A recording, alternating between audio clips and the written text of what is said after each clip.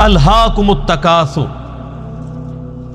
غافل رکھا تمہیں، ہلاک کر دیا تمہیں زیادہ مال جمع کرنے کی ہوس نے، حتی زرتم المقابر، یہاں تک کہ تم نے قبروں کا منہ دیکھا، یعنی مرتے دم تک مال مال مال مال، اینڈ کوئی نہیں ہے جب تک کہ قبر کی مٹی میں نہ جا کے مل جاؤ۔ کلا سوف تعلمون، ہاں ہاں تم جلد ہی جان جاؤ گے، ثم کلا سوف تعلمون، پھر تم سے کہتے ہیں ہاں ہاں ان قریب تمہیں معلوم ہو جائے گا۔ کلا لو تعلمون علم الیقین، ہاں تم یقینی طور پر جان جاؤ گے، یقین تو اسی وقت آنا جب چیز سامنے آ جائے گی۔ لترون الجحیم، تم دیکھ کر رہو گے دوزخ کی آگ کو، ثم لترونها عین الیقین، اس کے بعد تمہیں دوزخ کی جو آگ کو دیکھ کر اپنی آنکھوں سے یقین آ جائے گا، لیکن اس میں فائدہ کوئی نہیں ہونا۔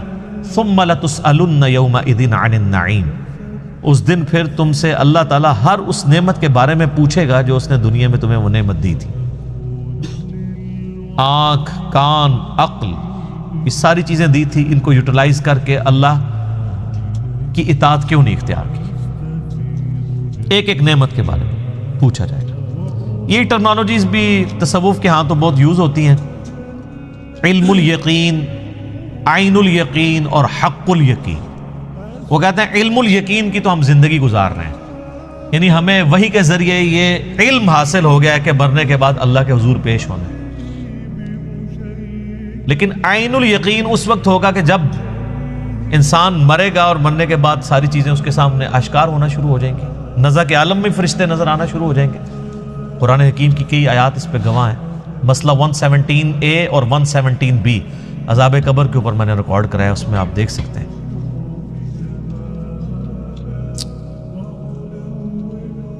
اور سورۃ الحجر کے اینڈ میں بھی آیا نا، فَاعْبُدْ رَبَّكَ حَتَّى يَأْتِيَكَ الْيَقِينَ، اپنے رب کی عبادت میں لگے رہو یہاں تک کہ تم یقین تک پہنچو۔ یقین کیا؟ موت۔ تو علم الیقین تو وحی کے ذریعے میں حاصل ہے، عین الیقین آنکھوں کے ذریعے دیکھ، وہ تو مرنے کے بعد ہی ہے، نزع کے عالم میں ہے، لیکن وہ بھی بندہ واپس نہیں آ سکتا۔ اور جامع ترمذی میں حدیث ہے کہ موت کے غرغرے سے پہلے توبہ قبول ہے، نزع کے عالم میں تو توبہ بھی قبول کوئی نہیں۔ اور ایک تیسری چیز ہے، وہ ہے حق الیقین۔ حق الیقین اللہ نہ کرے کہ اس تک نوبت آئے۔ حق الیقین یہ کہ جب کسی کو آگ میں پھینک دیا جائے گا نا، پھر اسے حق الیقین ہو جائے گا جب اس کا جسم جلے گا۔ دنیا میں بھی آپ دیکھ لیں، اگر ہم کہیں گے جی وہ فلاں جگہ پہ دھواں اٹھ رہا ہے، آگ لگی ہوئی ہے، تو یہ کیا ہوگا؟ علم الیقین، کیونکہ آثار بتا رہے ہیں کہ آگ لگی ہے۔ پھر آپ قریب چلے جائیں اور آگ نظر آ جائے تو اسے کہا جائے گا عین الیقین، آنکھ سے دیکھ لیا۔ اور اگر زیادہ تسلی کرنی ہے تو بیچ میں ہاتھ ڈال دیں، تو جب ہاتھ جلے گا نا تو حق الیقین ہو جائے گا۔ تو یہ اللہ تعالیٰ ہمارا ہے کہ تم عنقریب تم اپنی آنکھوں سے بھی دیکھ لو گے اور اس یقین کے عالم تک بھی پہنچو گے۔ آج جو تم ہمارے پیغمبر کی دعوت کو جھٹلا رہے ہو، تو ایک وقت آنے والا ہے کہ ساری چیزیں کھل کے تمہارے سامنے آ جائیں گی۔ اللہم من احییتہ منا فاحیہ علی الاسلام ومن توفیتہ منا فتوفہ علی الایمان، اللہم ثبتنا علی الایمان، اللہم ثبتنا علی القرآن، اللہم ثبتنا علی الاسلام، اللہم اجرنا من النار، اللہم اجرنا من النار، اللہم اجرنا من النار، آمین۔ والعصر، قسم ہے زمانے کی۔ عصر ایک نماز عصر کے لیے بھی لفظ ہوتا ہے، ایک زمانے کے لیے بھی عصر عربی میں کہتے ہیں نا، عصر حاضر میں بہت بڑے محقق، یعنی اس دور کے، اس زمانے کے۔ زمانہ گواہ ہے اس پر، زمانے کی قسم یا زمانہ گواہ ہے۔ ان الانسان لفی خسر، پوری انسانیت ہی گھاٹے میں۔ سر وہ تو میں نے آپ کو بتایا، سورہ الاعراف کی آیت نمبر 179 ہے، وَلَقَدْ ذَرَأْنَا لِجَهَنَّمَ كَثِيرًا مِّنَ الْجِنِّ وَالْإِنسِ، اور بے شک جنوں اور انسانوں کی اکثریت پیدا ہی دوزخ کے لیے ہوئی ہے، الٹیمیٹ، یعنی اللہ نے نہیں ان کو زبردستی پھینکنا، یعنی اللہ نے اپنا ایکسپرٹ اوپینین دیا ہے کہ نظر یہی آ رہا ہے کہ یہ اکثر دوزخ میں ہی جائیں گے، واقعی نظر بھی آ رہا ہے، لیکن ساتھ ہی پھر اللہ نے فرمایا ہم نے ان کو آنکھیں دی تھیں، یہ آنکھوں سے عبرت والا دیکھنا نہیں دیکھتے، کان دیے تھے سننا نہیں سنتے، عقل دی تھی، دل دیے تھے، لیکن بات نہیں سمجھتے۔ اولئک کالانعام بل ہم اضل، یہ چوپایوں کی مانند ہے بلکہ اس سے بھی گئے گزرے، جو اپنی کان، آنکھ اور عقل کو استعمال نہیں کرتے۔ اللہ نے زبردستی دوزخ میں نہیں پھینکا۔ اسی کانٹیکسٹ میں میرا ایک کلپ بھی ہے، زندگی بدل دینے والی، لائف چینجنگ ڈسکشن، یہ آپ لکھیں، ساتھ میرا نام لکھیں، انجینئر محمد علی مرزا، تو وہ کھل جائے گی۔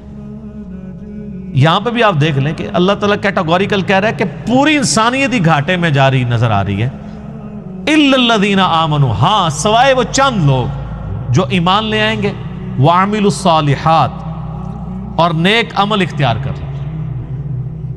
یہ دو شرائط تو پھر بھی کمفرٹیبلی انسان اڈاپٹ کر لیتا ہے دنیا کے ہر معاشرے کے اندر۔ ایون آپ یورپ امریکہ میں بھی چلے جائیں، اگر آپ ایمان لے آئیں اور نیک عمل اختیار کریں، آپ کو کوئی نہیں روکے گا۔ وہ آپ دیکھ رہے ہیں لوگ تو وہاں پہ چوراہوں پر، مارکیٹس میں کھڑے ہو کے، تو پارکس کے اندر مصلے بچھا کے نماز پڑھ رہے ہوتے ہیں، اور گورے ان کے ساتھ سیلفیاں لے رہے ہوتے ہیں، کوئی منع نہیں کرتا۔ لیکن اصل مسئلہ ہے اگلا، وَتَوَاصَوْا بِالْحَقِّ، صرف اپنی نمازیں نہیں سیدھی کی، انہوں نے حق بات کی، جو سچائی دیکھی اس کی وصیت کرنی شروع کر دی لوگوں کو۔ بڑا مشکل کام ہے، ٹروتھ لور ہونا بڑا مشکل ہے۔ صرف تو سچائی سے محبت ہر بندے کو ہوتی ہے، لیکن سسٹم کو للکار کے لوگوں کو سچی بات بتانا کہ لوگوں دوزخ میں جا رہے ہو، بچ جاؤ۔ بخاری مسلم میں حدیث ہے، نبی علیہ السلام فرمایا تمہاری مثال پتنگوں کی سی ہے کہ آگ کے اوپر گرتے اور میں تمہارے کمر بند سے پکڑ کے تمہیں دوزخ کی آگ سے بچا رہا ہوں، یعنی میں بتا رہا ہوں کہ ڈر جاؤ، تم نے مرنا ہے، اللہ کے حضور پیش ہونا ہے۔ تو جو سچائی ہے، سب سے بڑی سچائی کیا ہے؟ اللہ کا تعارف۔ اور یہ الحق کا لفظ اللہ نے قرآن کے لیے بھی استعمال کیا سورہ بنی اسرائیل میں، وَبِالْحَقِّ أَنزَلْنَاهُ وَبِالْحَقِّ نَزَلَ، ہم نے اس قرآن کو حق کے ساتھ اتارا اور یہ حق کے ساتھ اترا۔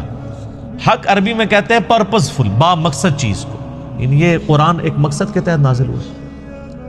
تو حق بات کی وصیت کرتے رہے، جہاں جہاں انہوں نے سچائی دیکھی، لوگوں کو بتایا کہ یہ ہونا ہے، آخرت کی تیاری کر لو۔ کہیں ظلم کے خلاف کھڑا ہونا پڑا ہے سچائی کے ساتھ، تو کھڑے ہوئے، یہ نہیں دیکھا میری تعداد کتنی ہے۔ حسین ابن علی ایک رول ماڈل ہے نا امت میں، سچائی کے لیے کھڑے ہوئے۔ اور جب آپ حق بات کریں گے، اس کا الٹیمیٹ نتیجہ یہ ہے کہ آپ کو مار پڑے گی۔ وَتَوَاصَوْا بِالصَّبْرِ، تو پھر مار صرف کھانی نہیں ہے، جس طرح حق بات کی تلقین کی ہے، صبر کی بھی لوگوں کو تلقین کرنی ہے، یعنی خود بھی مصیبت جھیلتے ہوئے صبر کرنا ہے، اور اس سے اگلے درجے کی چیز ہے کہ لوگوں کو بھی صبر کی تلقین کرنی ہے۔ یعنی جب آپ نے کسی کو بتانا ہے نا کہ میرے بھائی آپ رفع الیدین سے نماز شروع کریں گے، تو جو نماز نہیں بھی پڑھنے والے وہ بھی آپ کو سمجھائیں گے۔ آپ دیکھ لیں، آپ نماز نہ پڑھیں، آپ کو کسی بڑے بزرگ نے نہیں کہنا کہ یار بیٹا تو نماز نہیں پڑھتا، لیکن آپ نماز رفع الیدین سے شروع کر دیں تو جو نماز نہیں بھی پڑھنے والے وہ کہتے ہیں دیکھو انہوں کیا ہو گیا۔ فرق دیکھا ہے آپ نے؟ گمراہی کا لیول دیکھا ہے اس قوم کا؟ تو اس لیے کہا جا رہا ہے جب آپ حق بات کریں گے نا، تو جس کو حق بتائیں اس کو ساتھ یہ بتائیں کہ بھائی اس حق کے بعد مصیبت آئے گی، پریشانی آئے گی، صبر بھی کرنا۔ تو صرف حق بات کی وصیت نہیں کرنی، صبر کی وصیت بھی کرنا۔ یہ آخری دو شرائط جو ہے نا، یہ بڑی مشکل ہیں، اس کے اوپر میرے بھائی بڑے بڑے لوگ آ کے فیل ہو جاتے ہیں۔ پہلی دو شرائط تو آپ کسی چوک میں کھڑے ہو کے کہنا جی میں نے آج رات کو کھڑے ہو کے اتنے نوافل پڑھے ہیں، لوگ کہیں گے جی ماشاءاللہ بہت اچھی بات ہے، لیکن اسی چوک میں آپ کھڑے ہو کے کہیں کہ یہ جو تماشا تم لوگوں نے یہاں لگایا ہوا ہے آندہ سے میں نے نہیں ہونے دینا، تو آپ دیکھ لیں پھر آپ کے ساتھ وہ کیا کرتے ہیں۔ نہ آپ کی داڑھی کا لحاظ کریں گے، آپ کی نمازوں کا لحاظ کریں گے، نہ کچھ اور کریں گے، فوراً آپ کو مارنے کے درپے ہو جائیں گے۔ تو حق بات کی وصیت بھی کرنی ہے اور صبر کی تاکید بھی کرنی ہے، اپنے آپ کو بھی، لوگوں کو بھی۔ اور یہ پرفیکٹ انداز میں نبی صلی اللہ علیہ وآلہ وسلم کی مبارک زندگی میں آپ کو نظر آتی ہے. صحابہ کرام کو آپ نے ٹرینڈ کیا تھا تمام حالات و واقعات کے لیے. باقی سورۃ العصر کے اوپر ڈیٹیل لیکچر اگر کسی نے دیکھنے ہیں نا جی، ڈاکٹر اسرار صاحب نے جو ہے نا وہ ایک ان کی ویڈیو ہے نجات کی راہ کے نام سے، اس پہ سورۃ العصر پہ بڑا ڈیٹیل ان کا لیکچر ہے، وہ آپ ضرور دیکھیں. اس صورت پہ تو آپ جتنا بھی بولیں وہ کم ہے. باقی میں نے بنیادی طور پہ جو 4 شرائط تھی انسانیت کی کامیابی کی وہ بتا دی ہیں. پہلی 2 شرائط تو بہت آسان ہے، اگلی 2 شرائط مشکل ہیں، اور مسلمانوں کی اکثریت پہلی 2 شرائط کے اوپر تکیہ کر کے بیٹھ گئی ہے اور وہ یہ سمجھتی ہے کہ بس ہمارا چھٹکارا ہو جائے گا. حالانکہ اللہ تعالیٰ نے فرمایا تمام انسان گھاٹے میں سوائے جو یہ 4 شرطیں پوری کر لیں، یعنی اس 4 سے بغیر تو آپ نے پاس ہونا ہی نہیں ہے. یہ کم از کم ریکوائرمنٹ ہے کامیابی کے لیے. اللہ تعالیٰ ہمیں دنیا اور آخرت میں اپنے حضور کامیابی عطا فرمائے. یہ تو اہل ایمان کی بات ہو رہی ہے جو کامیاب ہونے والے ہیں. اب جو دین کا راستہ چھوڑتے ہیں ان کا ایٹیٹیوڈ کیا ہوتا ہے؟ ان کے اندر دنیا کی محبت آ جاتی ہے، تو پھر ظاہر ہے کہ جب اللہ سے دوری ہوگی پھر مال کی محبت اور غلط قسم کے اخلاقی مسائل انسان کے ساتھ درپیش ہوتے ہیں، رذائل جنہیں ہم کہتے ہیں. اس کا ذکر اگلی صورت میں. وَيْلٌ لِكُلِّ ہُمَزَةٍ، بربادی ہے ہر اس شخص کے لیے جو تانے والی زندگی گزار رہا ہے، تانے دیتا ہے لوگوں کو پیٹھ پیچھے. الَّذِي جَمَعَ مَالًا وَعَدَّدَهُ، اور اس کی حالت یہ ہے کہ وہ مال جمع کرتا ہے اور اسے گن گن کر رکھتا ہے. اپنی حالت اس کی یہ ہے کہ پیٹھ کے پیچھے لوگوں کے عیب تلاش کرتا ہے، لوگوں کو تانے دیتا ہے، برائیاں بیان کرتا ہے، اور اپنی حالت یہ ہے کہ اس نے مال جوڑ رکھا ہے اور اسے گنتا رہتا ہے. یعنی مال کی محبت کے ساتھ یہ چیزیں امپلائڈ ہیں کہ آپ کو مال کی محبت اس لیول تک لے جائے گی کہ آپ لوگوں میں عیب تلاش کرنا شروع کر دیں گے، لوگوں کی برائیاں نکالنا شروع کر دیں گے.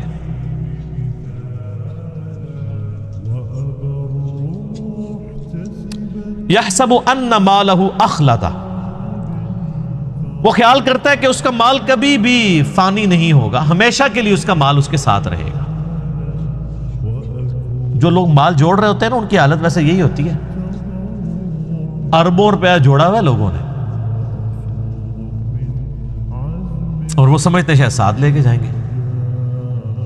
حالانکہ میں آپ کو بتاؤں کہ اگر کوئی شخص روزانہ 1 لاکھ روپیہ خرچ کرے نا روزانہ، تو 1 ارب ختم کرنے کے لیے اسے 25 سے 30 سال چاہیے. یہ کیلکولیشن کر لیجئے گا. 1 ارب اتنی بڑی رقم ہے اور یہاں لوگوں کے پاس اربوں ہوتے ہیں اور 70-80 سال کے ہوئے ہیں. ان سے پوچھا آپ نے کتنی زندگی گزارنی ہے اور روزانہ 1 لاکھ روپے کو خرچ کر سکتا ہے؟ کیا کرے گا؟ نوٹ بھی کھانا شروع کرے تب بھی نہیں کھا سکتا. لیکن جب جس کو لت پڑ جائے تو وہ پھر یہی کرتا ہے اور پھر وہ سمجھتا ہے میرا مال فانی نہیں ہوگا، نہ اس نے مرنا ہے. کلا، ہرگز نہیں. لَيُنبَذَنَّ فِي الْحُطَمَةِ، یقیناً اسے حطمہ میں پھینک دیا جائے گا. یعنی دنیا کی محبت میں جو مبتلا ہوا اور تباہ و برباد ہو گیا اس کا الٹیمیٹ انجام حطمہ ہے. وَمَا أَدْرَاكَ مَا الْحُطَمَةُ، اور تم کیا جانو کہ حطمہ کیا ہے؟ نار اللہ الموقدہ، وہ اللہ کی ایک آگ ہے جو خوب بھڑکائی ہوئی ہے. ان دوزخ کی آگ. التی تطلع علی الافئدہ، جو دلوں تک پہنچ جائے گی. ویسے تو آگ جلا کے راکھ کر دیتی ہے، کھالیں جلیں گی، جسم فنا نہیں ہوگا تاکہ جسم کو تکلیف ہوتی رہے. بولے اعوذ باللہ تعالی.